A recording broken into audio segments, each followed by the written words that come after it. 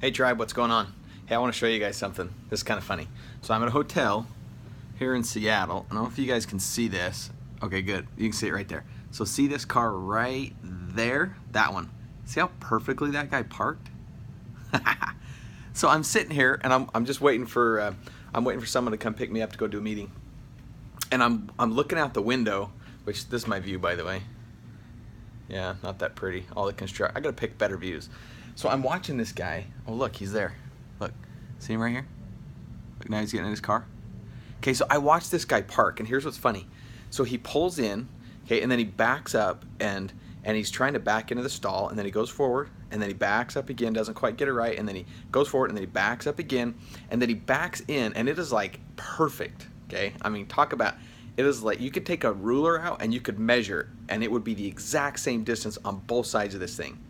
And then he pulls forward like it's not good enough. And then he backs up and he goes a little too far backwards, and so he pulls forward a little bit. He gets out, walks around his car to see how the spacing is, gets back in, and it's like parked perfectly. He pulls back forward and then backs up again, gets out, walks around, sees he's got a little more distance behind him, and then backs up a little more until his bumper is just right there on the edge of the curb. Look, life is not that perfect.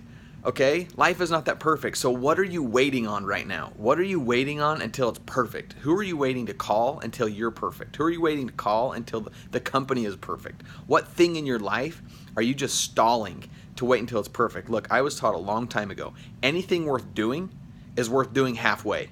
Okay, so a lot of times you hear people say anything worth doing is worth doing well, or do it perfectly, or get it right. Look, yeah, okay, so you got to get it right, but here's the problem. Most people get analysis paralysis. I have dealt with that my entire life. Ask my business partners. Okay, I'm the guy that when we're looking at doing a business or doing something, I'm like, well, let's analyze this. Let's take a little better look. Let's make sure that we're going to get it right. Let's, don't deploy that piece of marketing material or don't call the contractors to dig this foundation until we know exact. Right. But here's what happens.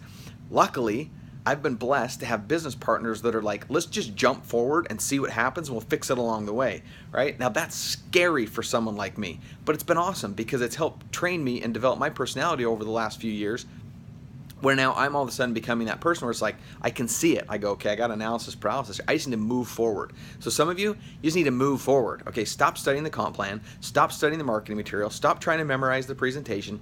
Just do something. Just make a phone call, okay? Just go see somebody. Just go rub shoulders. Just go network.